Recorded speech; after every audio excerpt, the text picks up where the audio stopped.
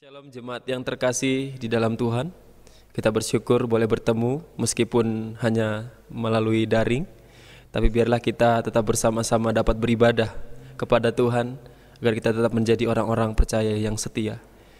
Saya persilakan jemaat sekalian untuk bangkit berdiri. Mari untuk mengawali ibadah kita pada pagi hari ini, saya persilakan untuk mengambil saat teduh.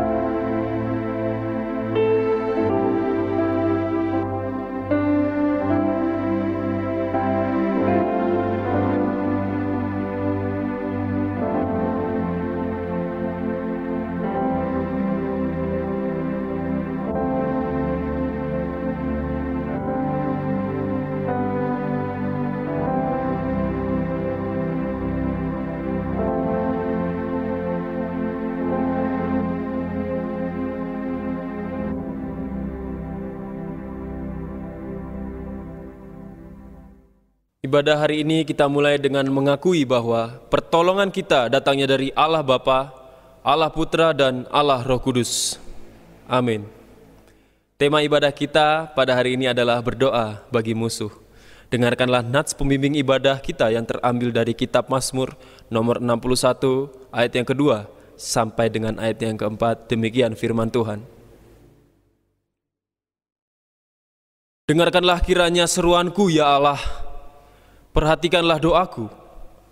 Dari ujung bumi aku berseru kepadamu, karena hatiku lemah lesu.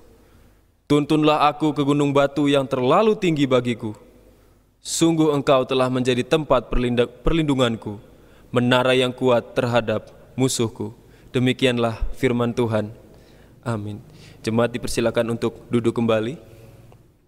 Mari bersama-sama kita bersyukur kepada Allah. Kita bersyukur kepada Dia karena banyak hal yang sudah Dia perbuat bagi kehidupan kita. Segala sesuatu boleh terjadi dalam kehidupan kita. Kita terhindar dari segala sesuatu, mara bahaya, itu semua karena karyanya. Mari kita pujikan, ku bersyukur Bapa.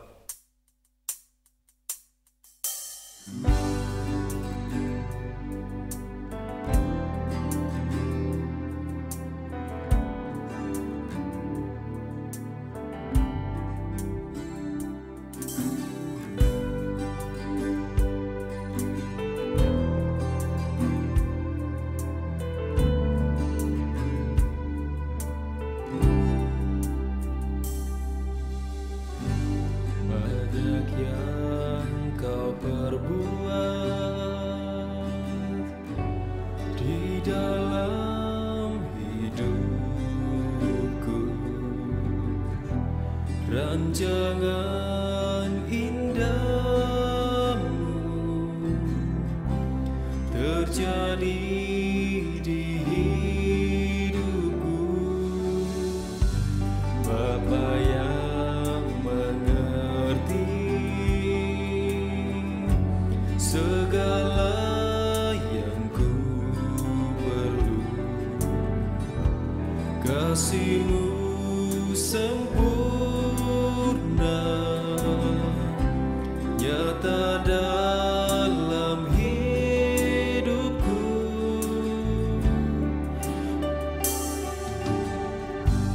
Banyak yang Kau perbuat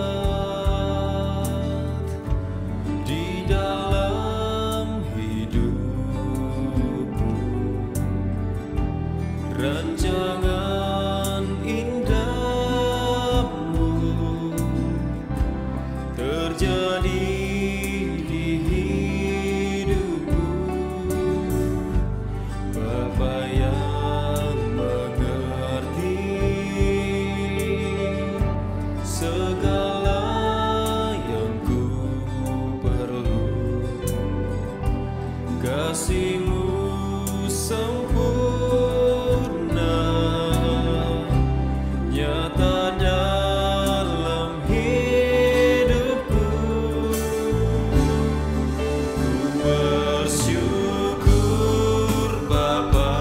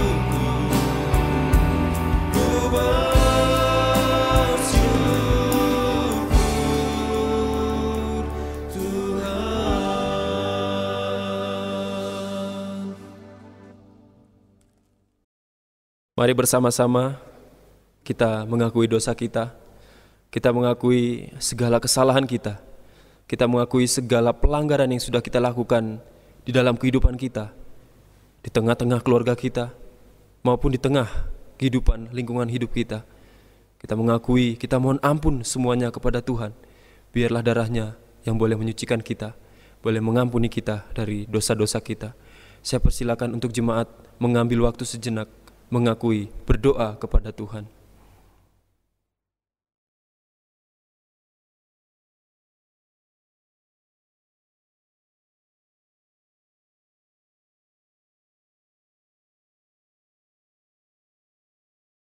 Di hadapan hadirat-Mu ya Tuhan, kami bersimpuh malu atas dosa-dosa kami. Di hadapan hadirat-Mu kami menyesali setiap dosa kami, baik dalam pikiran, perkataan, dan tindakan yang tidak seturut kehendak-Mu. Ya Tuhan, kami mohon ampun. Dalam nama Tuhan Yesus, kami mohon. Ampunilah dosa-dosa kami. Bapak Ibu dipersilakan untuk bangkit berdiri.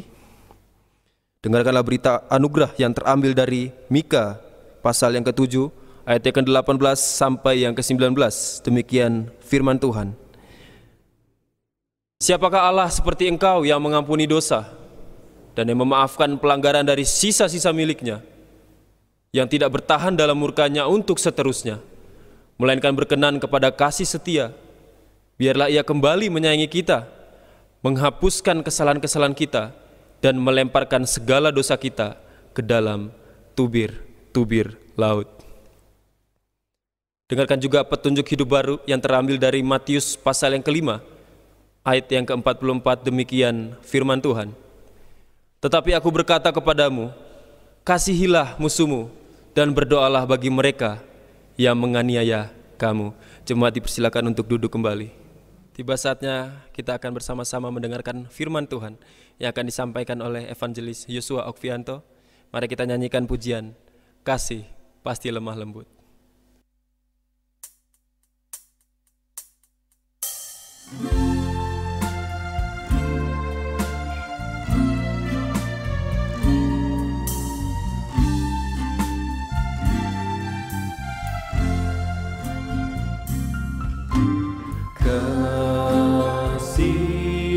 Pasti lemah lembut, kasih pasti memaafkan, kasih pasti murah hati, kasih-Mu Tuhan. Ajarilah kami ini saling mengasihi, ajarilah kami ini saling memaafkan, ajarilah kami ini kasih-Mu ya Tuhan, kasih-Mu kudus tiada batasnya.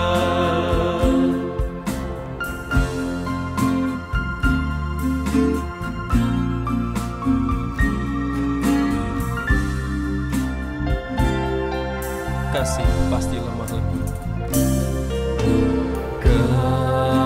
Kasih pasti lemah lembut, kasih pasti memaafkan, kasih pasti murah hati, kasih-Mu Tuhan.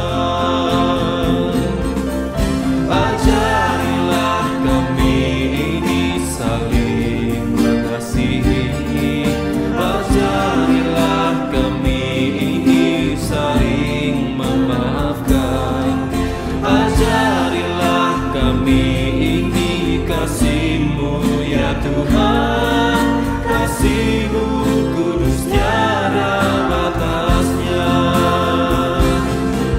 Ajarilah kami ini saling mengasihi, ajarilah kami ini saling memaafkan, ajarilah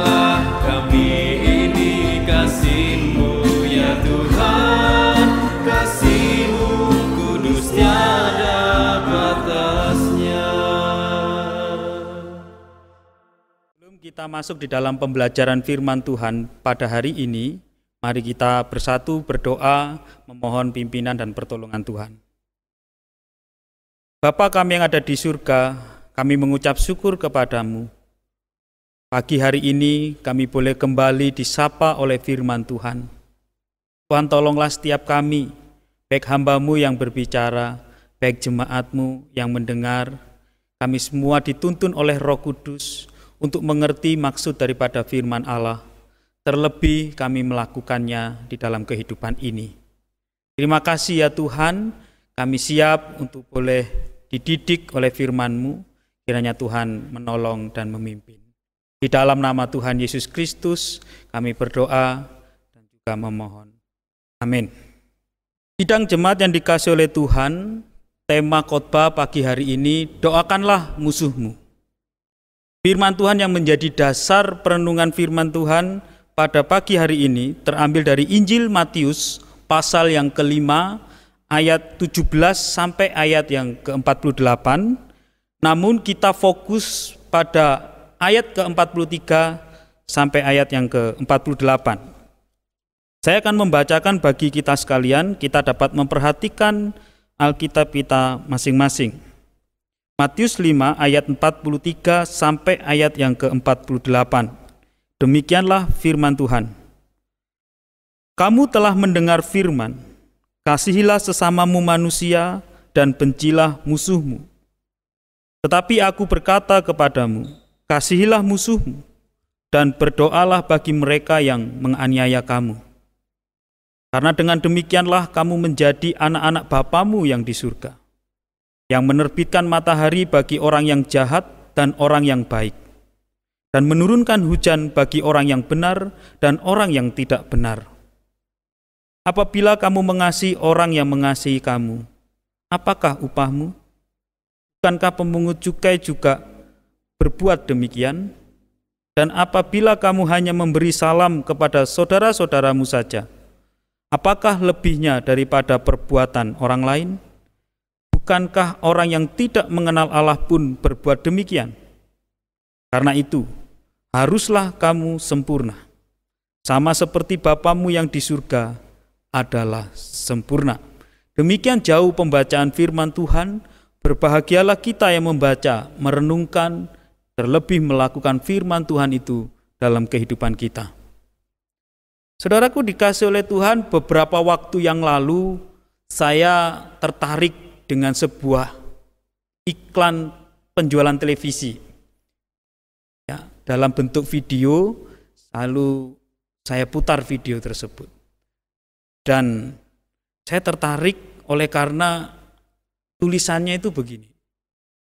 Harga 1 jutaan televisi modern sebesar 32 inch. Itu murah sekali. Tetapi saya terkejut setelah saya melihat isi videonya, saudara. Rupanya yang dimaksudkan 1 jutaan itu harganya adalah Rp1.999.000. Spontan saya merasa tertipu, saudara. Karena pikir saya itu mah bukan 1 jutaan, itu 2 juta. Nah, saudaraku dikasih oleh Tuhan, tetapi saya salah. Saya sebenarnya tidak tertipu oleh video itu. Video itu juga tidak melakukan penipuan dengan promo yang disampaikan. Yang ada saya kurang cermat memperhatikan promo 1 jutaan tadi. Yang kedua, harganya benar kok 1 jutaan. Karena harganya berapa tadi? Rp1.999.000. Itu bukan 2 jutaan, benar 1 jutaan. Nah, saudara kasih oleh Tuhan, kenapa begitu? Karena saya berpikir itu sama dengan 2 juta. Tapi tidak, saudara. Yang namanya kurang Rp1.000 itu tetap bukan 2 juta namanya. Karena itu tidak utuh 2 juta. Nah, saudaraku dikasih oleh Tuhan, itu yang kita pelajari dari cerita ilustrasi ini. Untuk tidak meremehkan nilai yang kecil, kita harus memahaminya dan mengartikan dan memaknainya secara utuh. Seperti halnya Yesus mengajak kita semua di dalam memahami firman Allah, di dalam menghayati dan juga melakukan firman Allah. Jangan pernah menganggap ada bagian yang kecil dari firman Allah dan itu bisa tidak dilakukan. Sebabnya kalau kita perhatikan dalam Matius pasal yang kelima, ayat yang ke-18, Yesus mengingatkan hal ini. Dikatakan, karena aku berkata kepadamu, sesungguhnya selama belum lenyap langit dan bumi ini, satu iota atau satu titik pun tidak akan ditiadakan dari hukum Taurat sebelum semuanya terjadi. Seluruh bagian dalam firman Tuhan itu penting, dan kita harus kerjakan secara utuh, secara sempurna. Maka di dalam perikop ini di ayat yang terakhir tadi atau 48 muncul kata sempurna di situ. Dikatakan, karena itu haruslah kamu sempurna, sama seperti Bapamu yang di surga adalah sempurna. Sempurna itu utuh dan lengkap.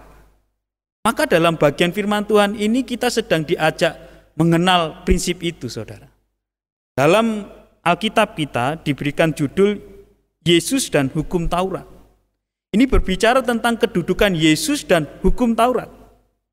Saudara yang dikasihi oleh Tuhan, apa sih maksudnya? Kita dapat tertolong melalui bacaan di ayat yang ke-17 untuk mengerti hal ini. Dalam ayat 17 itu dikatakan begini, janganlah kamu menyangka, berarti ada yang menyangka, saudara, bahwa aku datang untuk meniadakan hukum Taurat atau kitab para nabi. Aku datang bukan untuk meniadakannya, melainkan untuk menggenapinya. Dari kasih oleh Tuhan, ini loh yang dimaksudkan dengan jangkep, genap, utuh. Kehadiran Yesus bukan menggantikan hukum Taurat. Kalau dalam konteks bacaan ini, Yesus sedang mengajar, bukan berarti ajaran Yesus sedang meniadakan ajaran hukum Taurat. Tidak, tapi Yesus katakan, justru kehadirannya, ajarannya itu sedang menggenapi hukum Taurat. Bahkan secara utuh. Maka kita bisa lihat setelah ayat 17 ditegaskan di ayat yang ke-18 tadi. Satu iota pun tidak boleh dihilangkan. Maka Yesus dengan ajarannya sebenarnya sedang menyatakan apa isi hukum Taurat itu. Nah, saudara dikasihi oleh Tuhan, maka kata menggenapi di sini kita perlu pahami ya secara ringkas. Dalam bahasa Yunani dipakai kata plero atau pleros. Itu artinya penuh. Yesus memenuhi hukum Taurat. Itu gampangnya, saudara. Dan memenuhinya secara sempurna, secara utuh. Apakah ada yang memenuhi hukum Taurat secara tidak utuh? Justru dalam konteks inilah Yesus berbicara kepada mereka yang menyangka bahwa Yesus itu hadir untuk menggantikan hukum Taurat. Tidak demikian. Tapi justru orang-orang yang menganggap demikian itu, merekalah yang sedang hidup katanya berdasar hukum Taurat, tapi tidak secara utuh. Atau mereka melakukan hukum Taurat sebagian iya, tapi sebagian lagi justru mereka langgar.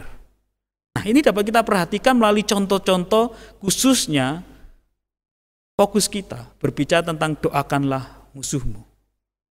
Nah, sebelum Yesus mengajarkan tentang kasihi dan doakanlah musuhmu, sebenarnya dalam perikop ini Yesus memberikan contoh-contoh konkret yang lain. Kita bisa memperhatikan slide kita. Di dalam beberapa ayat Yesus menyampaikan contoh-contoh konkret itu. Yang pertama di dalam ayat 21, tidak membunuh. Ayat 23 tentang memberi persembahan.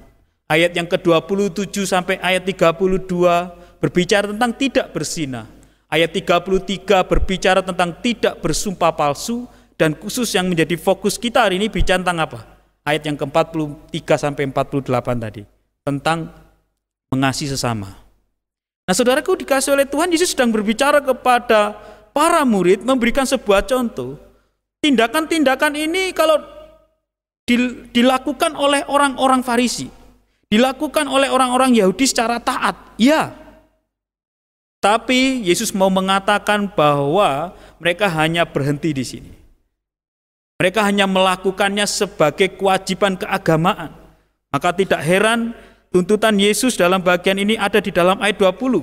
Dikatakan, aku berkata kepadamu, jika hidup keagamaanmu tidak lebih benar daripada hidup keagamaan ahli-ahli Taurat dan orang-orang Farisi, sesungguhnya kamu tidak akan masuk ke dalam kerajaan surga.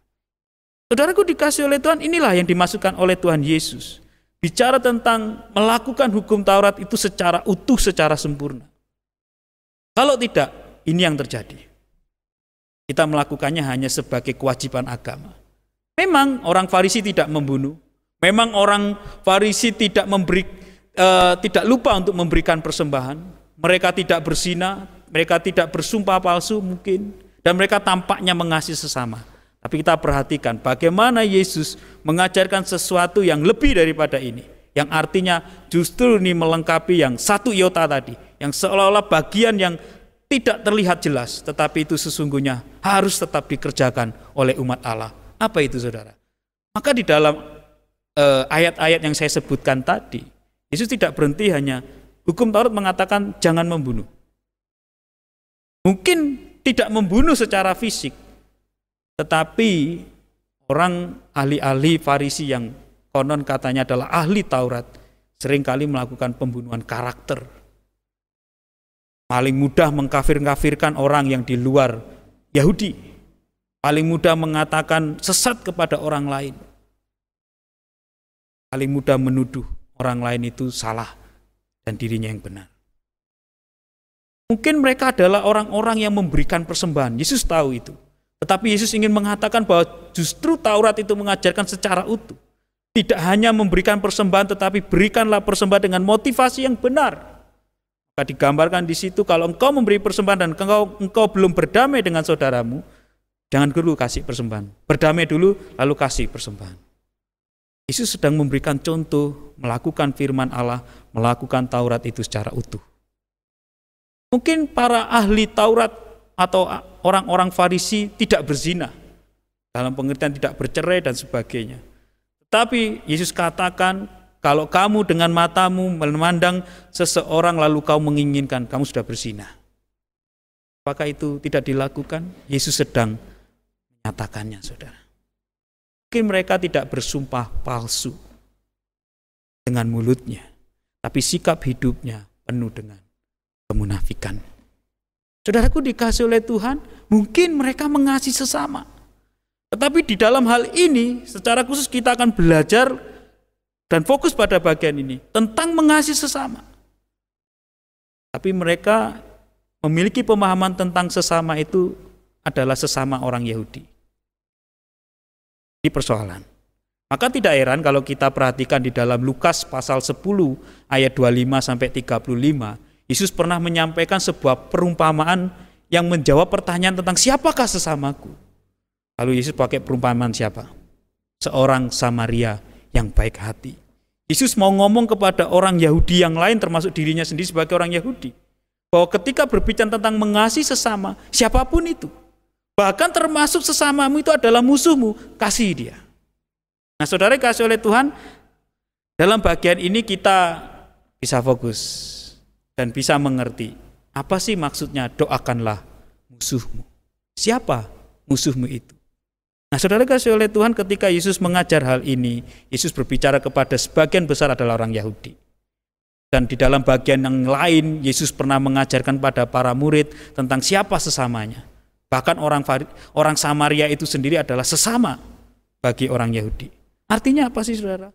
Mungkin dalam kehidupan orang percaya, dalam kehidupan anak-anak Tuhan, ada yang disebut musuh-musuh itu. Orang yang tidak menyukai kita, orang Kristen. Mungkin itu kita dapat kategorikan sebagai musuh.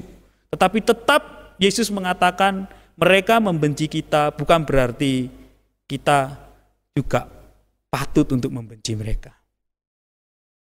Kita bisa tidak suka dengan tindakan mereka, tapi mereka sebagai manusia, sebagai sesama, tetap harus kita kasih, bukan kita benci. Itu yang dimaksudkan oleh Yesus, saudara. Ketika Yesus mengajarkan hal ini, doakanlah musuhmu. Di dalam ayat yang ke-44 itu dikatakan secara lengkap, kasihilah musuhmu dan doakanlah musuhmu. Maksudnya apa? Saudaraku dikasih oleh Tuhan, seringkali kita berpikir tentang mengasihi itu sebuah tindakan yang sangat sulit. Boro-boro mau mengasihi, Pak. Ketemu orang yang memusuhi saya, yang pernah menyakiti saya, rasanya sudah berat untuk menyapa dan sebagainya. Yesus justru katakan lakukan itu. Tapi dimulai dari apa? Sebenarnya bisa dimulai lewat sebuah doa, saudara. Karena kita harus ingat dengan ilustrasi tadi tentang orang Samaria yang baik hati. Kapan dia menolong? Ketika ada orang yang harus ditolong, dia menolong. Seolah-olah mau berkata kepada kita sekalian, kapan kita mengasihi dan mendoakan musuh kita? Ketika musuh kita ini butuh ditolong. Artinya ada momentum. Musuh itu minta tolongan aku, harus ditolong. Tapi pertanyaannya, kalau tidak ada momentum, kapan kita bisa mengasihi dan mendoakan mereka? Ya lewat doa, bukan? Saya kasih contoh, saudara. Waktu saya pelayanan di satu tempat, saya nggak saya ceritakan, sebelum saya pelayanan di kota Batu. Saya tinggal di sebuah kampung ya, jadi pastori bukan di dalam gereja, tapi di kampung umum.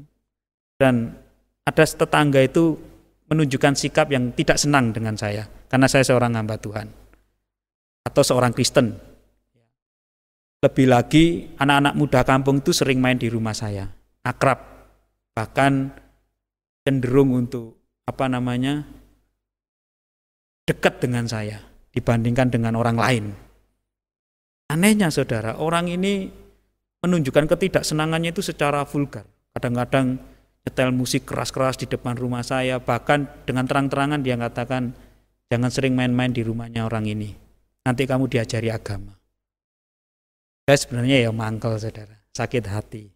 Tapi ada satu momentum saya untuk mewujudkan mengasihi musuh.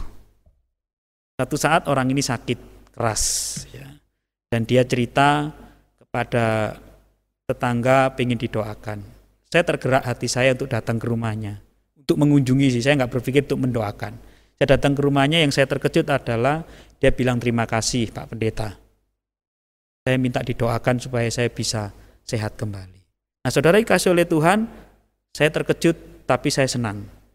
Ini kesempatan, ini momentum saya melakukan yang namanya mengasihi musuh, bahkan mendoakan musuh. Nah, saudara dikasih oleh Tuhan, saya doakan.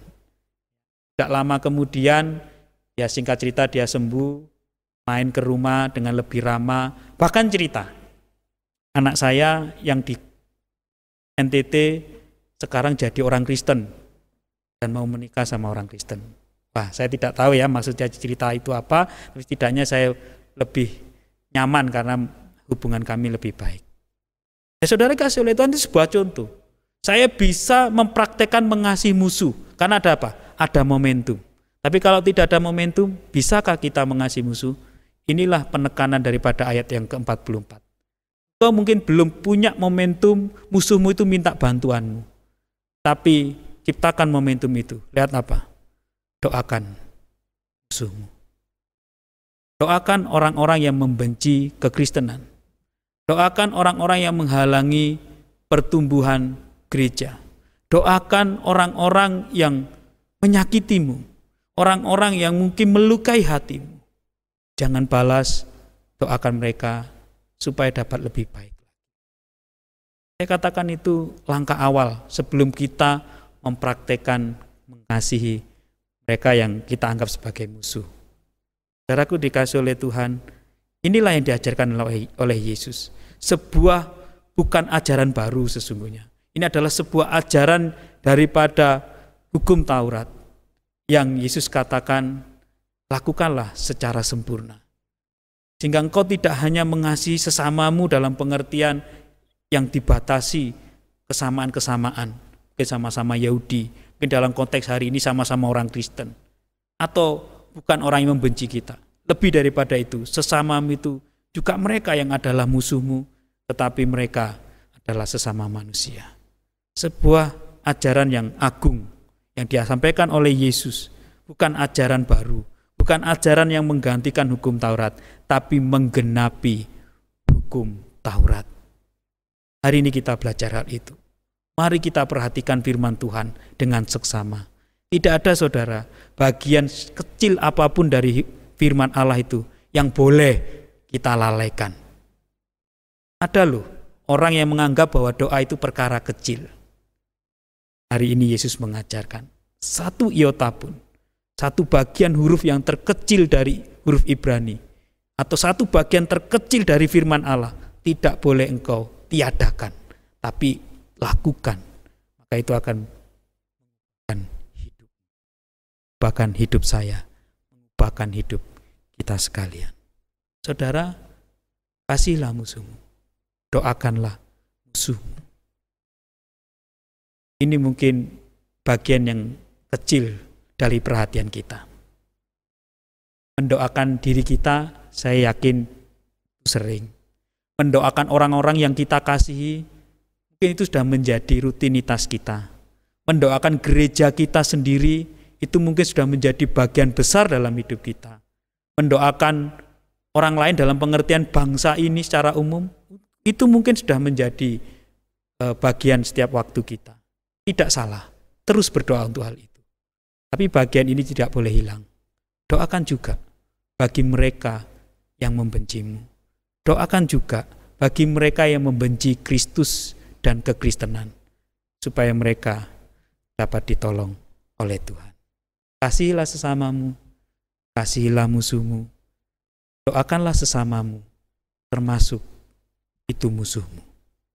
Tuhan Yesus memakai dan memberkati kita sekalian. Mari kita berdoa. Bapa kami yang ada di surga, tolong kami untuk cermat melihat firman Tuhan, menghayati firman Allah dalam kehidupan ini.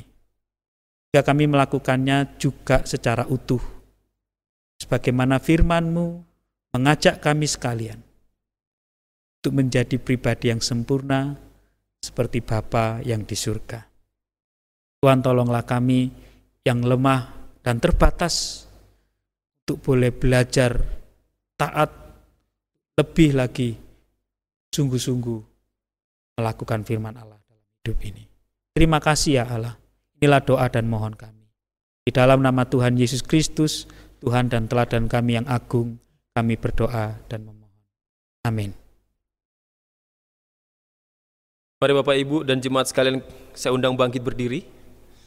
Mari bersama-sama dengan umat segala dan sepanjang zaman, kita mengakui iman kita seturut dengan pengakuan iman rasuli yang berbunyi demikian.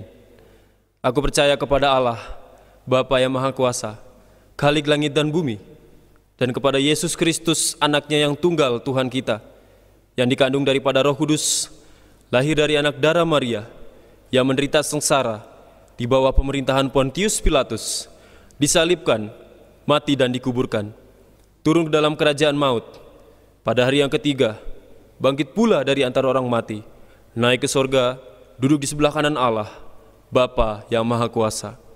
Dan dari sana ia akan datang untuk menghakimi orang yang hidup dan yang mati. Aku percaya kepada Roh Kudus, gereja yang kudus dan am, persekutuan orang kudus, pengampunan dosa, kebangkitan tubuh, dan hidup yang kekal. Amin. Jemaat sekalian dipersilakan untuk duduk kembali. Sidang jemaat yang dikasihi Tuhan, memang tidak terasa nyaman untuk menyampaikan hal ini di tengah situasi yang terjadi saat ini. Sebab banyak di antara kita saat ini sedang bergumul dengan perekonomian yang terdampak buruk. Namun inilah kenyataan yang harus dihadapi. Dan kembali kita belajar dalam segala hal untuk berserah, bersandar hanya pada pertolongan Tuhan. Hal ini soal rencana renovasi gedung gereja kita. Bersyukur sampai saat ini sudah ada perkembangan yang cukup signifikan. Yang pertama, kita sudah ada gambar fix yang akan kita bangun ke depan. Yang kedua, sudah ada dana persembahan yang terkumpul, walau besarannya di sekitar 10% dari total kebutuhan. Penyampaian ini sebagai bentuk sosialisasi bahwa doa kita dijawab olehnya. Dan teruslah berdoa untuk rencana kita ini. Mari kita berdoa yang pertama untuk finalisasi izin, demikian juga penyusunan anggaran.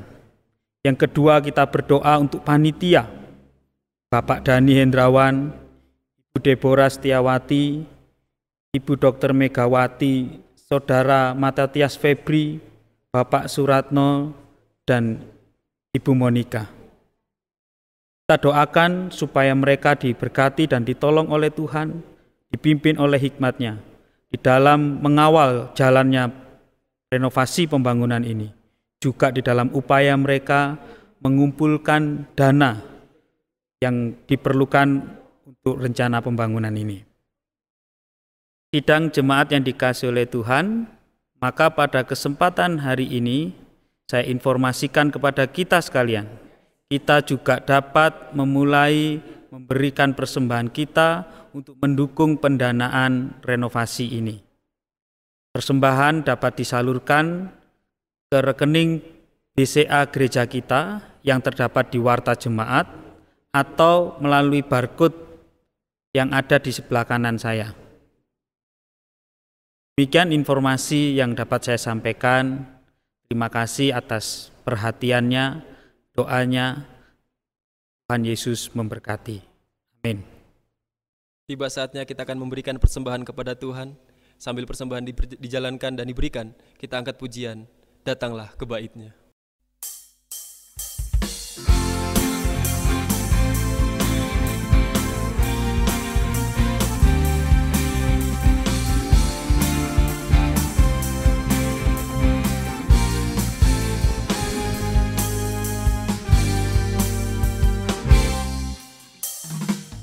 Datanglah ke bait-Nya dengan hati bersyukur, ke dalam pelataran-Nya dengan hati bersuka rasakan dan lihatlah betapa baiknya Tuhan bagi yang berlindung padanya. Akan bersorak-sorai, akan bersorak-sorai, bersyukurlah kepada Tuhan, sebab Ia baik, bahwasannya untuk selamanya, kasih setia-Nya. Bersyukurlah kepada Tuhan, sebab Ia baik, bahwasannya untuk selamanya, kasih setia-Nya.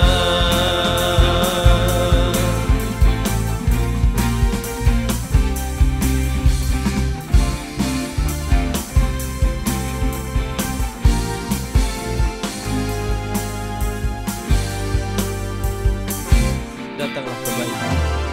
Datanglah ke bait-Nya dengan hati bersyukur, ke dalam pelataran-Nya dengan hati bersuka rasakan dan lihatlah betapa baiknya Tuhan bagi yang berlindung padanya.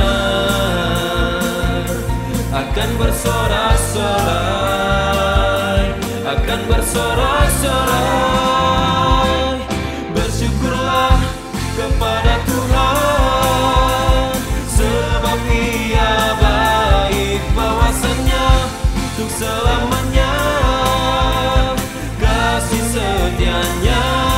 Bersyukurlah kepada Tuhan, sebab Ia baik, bahwasannya untuk selamanya, kasih setia-Nya. Bersyukurlah kepada Tuhan, sebab Ia baik, bahwasannya untuk selamanya, kasih setia-Nya. Bersyukurlah kepada Tuhan, sebab Ia baik, bahwasannya untuk selamanya, kasih setia-Nya.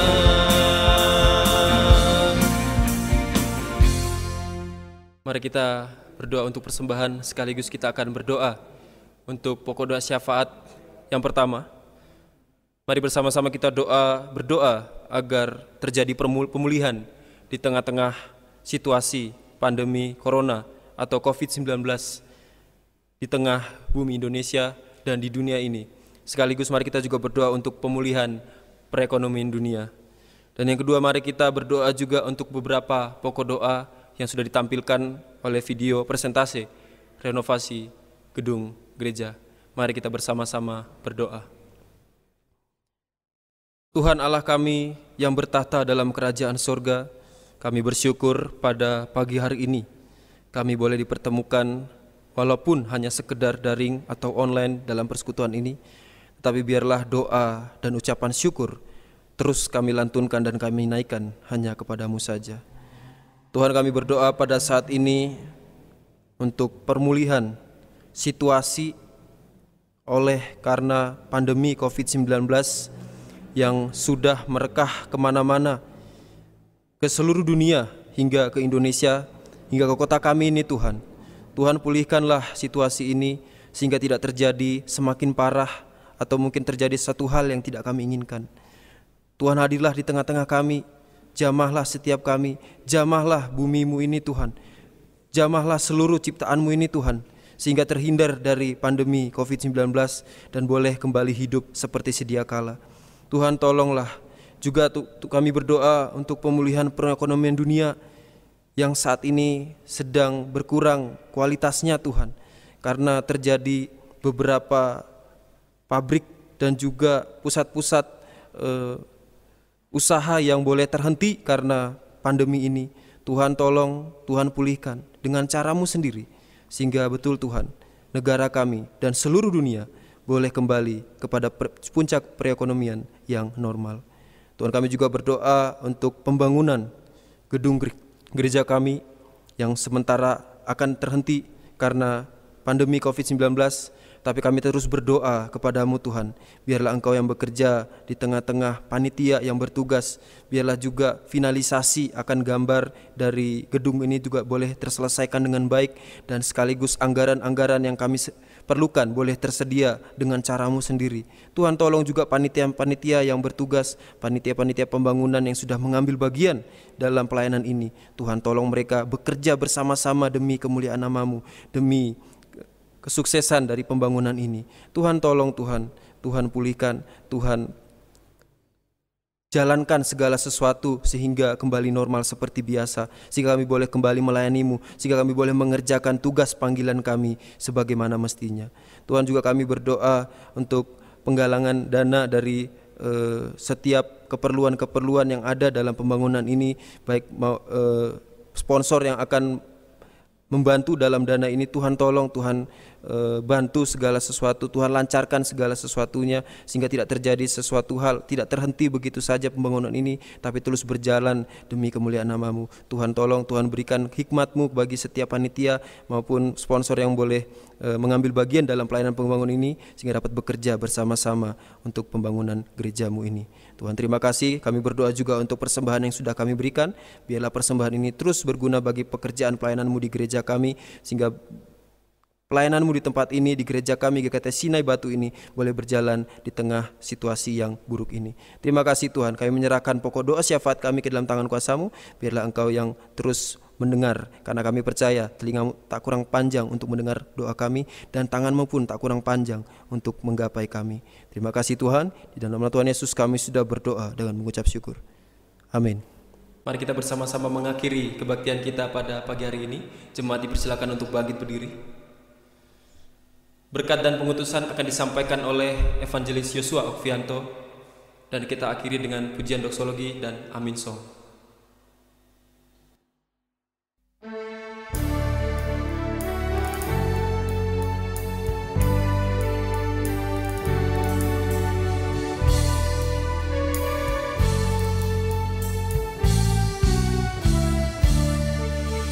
Puji Allah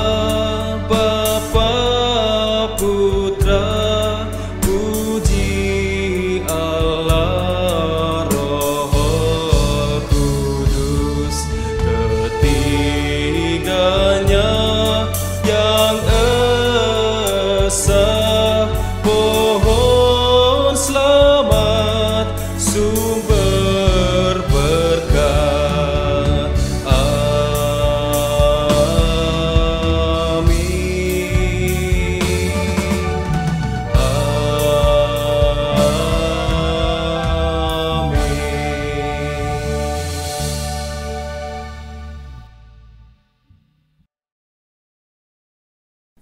Sidang jemaat yang dikasihi oleh Tuhan, firman Tuhan mengatakan demikian.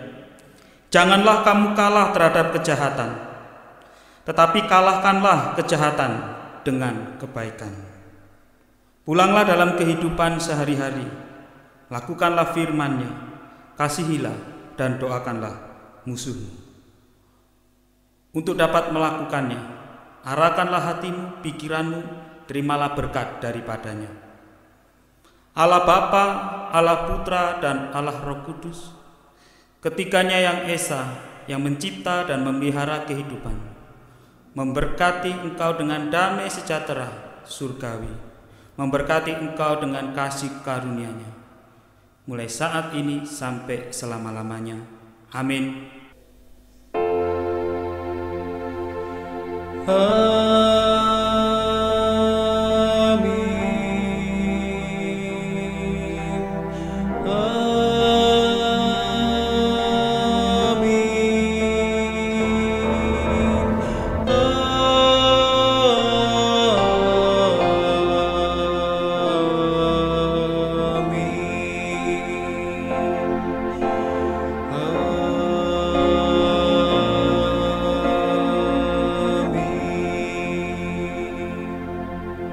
Jemaat dipersilakan duduk kembali. Kebaktian umum kita selesai. Tuhan Yesus memberkati. Shalom.